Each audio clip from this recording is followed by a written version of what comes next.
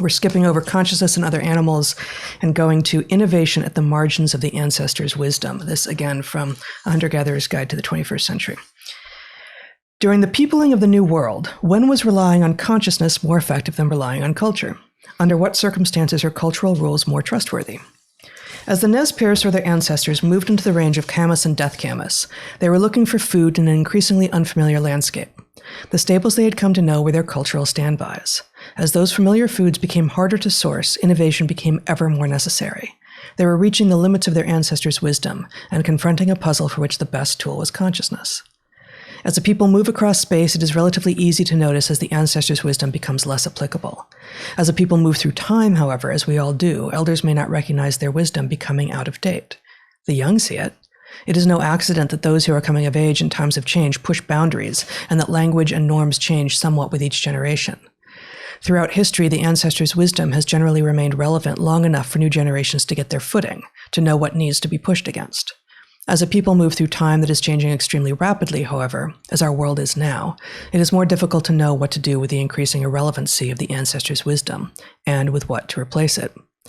The margins of the ancestors' wisdom are rarely hard and fast. At those margins, wherever they are, it is time to niche switch. Consider three broad contexts in which humans have learned and innovated in times past. The first is the utterly new idea, the idea that springs to mind often unbidden and without explanation. This was the territory that the first Mayan, Mesopotamian, and Chinese people were in when they innovated farming. Similarly, the innovation of the wheel, metallurgy, and pottery. Before those things existed, nobody knew they were possible. The second context in which innovation occurs is when you know that something is possible on the basis that it's been done before, but you have no idea how to make it happen. The Wright brothers saw flight in other organisms and felt confident that it could be accomplished by machine. Third and finally, you might have instruction. You know what you're shooting for and have someone or some set of rules or instructions telling you how. Between school and YouTube, we often conflate this third kind of learning for the only kind of learning that is possible. The third type of learning is the most cultural. It is the learning of received wisdom. In contrast, humans are at our most conscious and therefore our most innovative in the first two contexts. When the status quo is no longer sufficient, we must seek to innovate, to push beyond how it's always been done. The status quo is in inherent tension with our unique insights. Those ideas that we have deep at night are often syntheses, reflecting the pulling together of common threads into uncommon meaning. So these three contexts, and everything in this book does tie together as diverse and broad as the book is, but talking about the three different ways that humans can learn. And just making explicit that school and now YouTube, and many people will be surprised to find us lumping YouTube with school, but YouTube and school, especially the YouTube videos that provide direct instruction for how to do a thing, are a very explicit, modern, cultural mode of conveying information that allows for very little freedom and innovation and consciousness. Well, actually, I think it's important to realize that school is necessary in some sense, but it is inherently, if done right, a supplement to the majority of learning, which is not best done in school. So, for example, and I think the example that makes this clearest is nobody needs to put you in school to teach you how to talk, right? Teaching you how to talk is something that happens automatically. If your ears and your mind are healthy at birth, we can't even stop you from learning to talk. You'll pick it up out of the air, and very probably your parents are programmed to be unable to resist the things that will help you do it, like babbling back at a child. It's very hard not to babble back at a child what you heard them say, right? Now think about it. The way you sound to yourself inside your head is very different from what other people hear. So how useful is it to have somebody tell you, oh, here's what I heard you just say, right? It's a feedback, right? Mm-hmm. So anyway, the point is it's a way to allow the child to error correct. Right, exactly. It's not mockery. It's a route into. I mean, it is training theory of mind. It again requires theory of mind. I heard you say this. I heard you say this. Right. And oh my God, it meant this to me. You said ball. Now, maybe I didn't mean to say ball, but if you then break out a ball and you're all excited, I get the sense that this object and what I just said and your reaction are all somehow tied together. Maybe I'll try to trigger that cool thing again, you know? Mm-hmm. So, anyway, we don't have to put you in school to teach you to talk, right? In fact, or walk. Right. Right. Because again, the parent offspring system is built to make this happen. We do need to put you in school or something very like it. At least we need formal training to teach you to read and write. Mm-hmm. And the reason for this is pretty obvious, at least in retrospect. It's that speaking are very, very ancient. They're going to go back at least several 100,000 years and more likely 1 million or more. What are? Speaking. Oh. Reading That's and writing. R. What? Speaking are. That's all. Speaking are. Yeah. Okay. Speaking are. Reading and writing go back a maximum of something like 8,000 years. And for most people, they would have been a non-issue until very late, like the recent several hundred years. And so the point is, evolution hasn't had the chance to build the mechanism that you automatically acquire this just by looking at the symbols in your world. So, I mean, we have this argument in the book, and I agree with it. And yet, maybe for the first time hearing you talk about it here, I had this thought of like, I don't know how much formal schooling I needed. I was so driven to the written word, and you and I have such different brains in this regard. I was so I chalked late, more completely rather than in single words. And I read early, and that was just where I was driven to go. And sure, I had the same kind of parental feedback as you were talking about with regard to walking and talking, but that happened before school. And for many people, it is a matter of direct instruction. Although, frankly, so much of how direct instruction takes place is destructive of the desire to keep learning. Right. I'm not arguing that school itself is necessary, but the formalism of this is an alphabet, right? These are the letters in it. This is the sequence in which they come. These are the... Yeah, I'm not sure. Like, I think that is the way it is taught, and that's not the way that some of us learned it. We were walking around doing, sort of picking symbols out of our universe, going like, oh, that, I see that other people look at that and are making meaning from it, just like you're talking about with regard to spoken language. I believe the motivation would be there, but I don't believe that the amount of arbitrariness in an alphabet and the way alphabetic symbols are put together into words, and at least in English, right? The variation of the pronunciation of those phonemes and all of that. You need somebody to be the one to clue you into the underlying arbitrary associations before you can begin to put them together with the stuff that you already have on board, which is the spoken word, right? So you know that there is a word for duck, right? And then the arbitrary symbols have sounds, and then those sounds come together, and it's like, that's the overarching symbol for duck.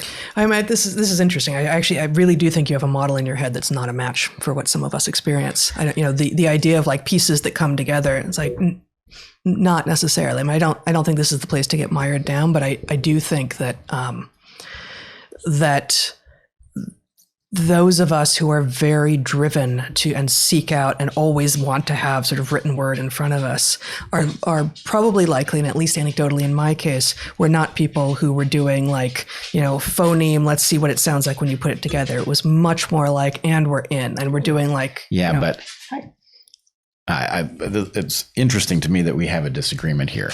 You have to be able to say, Daddy, what's this symbol? Right? Oh, that's a D, right? In order to get to the word, in order to get to the meaning of the word. And so the idea, I think what the upshot of what you're arguing is that some people would learn to read even if nobody clued them into the meaning of the arbitrary symbols in the alphabet. And I don't believe that anybody would pick it up from exposure to those things. That effectively literacy requires formalism, whereas the ability to speak does not. And it's, it's a little bit like, it's almost exactly like reading music too, right? Musicality does not require reading music, but if you're going to be musically literate in that same sense, then somebody has to clue you into the schema in order to pick it up. But anyway, certainly, that is a better match from my experience with music, having been sort of introduced to both playing music and reading music, both very young and almost simultaneously, and they were both highly formalized processes. But anyway, the point is, a hunter-gatherer child does not go to school, and it does not mean that they are uneducated. It means that they are built such that their environment educates them without the need for the formalism. And the farther you get from an environment that educates you naturally, I mean, even think about walking down the street, right? The fact that there is a line at the edge of the sidewalk where things go from very safe to extremely dangerous, that's a very arbitrary, odd thing. And you're not, so it sounds like you're talking about a line drawn, and sometimes it is, but really you're talking about a physical feature of the universe that is a border called the curb. Yeah, it can be either, but I think the point is the 6-inch drop at the curb does not begin to tell you about the hazard that starts there. It's a tall curb. I think that's a really tall curb. Yeah. Okay. I don't know. I mean, in our neighborhood, there are lots of places where there isn't even a curb, but just the idea that you're paying attention to some line and that the forces generated on one side of that line are so many thousands of times greater than the forces generated on the other side, that it's a whole different model that applies, right? That's a kind of that's not the natural world being logically deducible. That's arbitrary stuff. Right. And, some formalism is necessary in all those cases. Yeah. School is necessary, but it's a supplement. And we tend to, as you were reading, think of school as the way in which learning is done. And in fact, this becomes perfectly absurd. If you think about watching an expert rock climber, right? And you think about learning how it is that they ascend something like El Capitan, you can know a hell of a lot about how you climb El Capitan without knowing the first thing about doing it. Learn better rock climbing. Right. Learn better. Yeah, you can learn all sorts of things as a spectator. I don't remember who said it, but this famous advice to people trying to learn tennis from a tennis pro, play better tennis.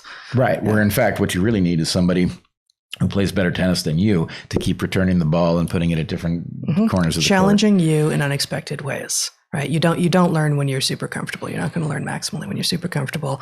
And frankly, a lot of modern schooling, as much as it feels ridiculous and deeply uncomfortable to people, is effectively a dulling experience. Hey, we're just going to you can sit down. You don't have to move too much. You don't have to go outside of your expected bounds. When you sit here, today it's history.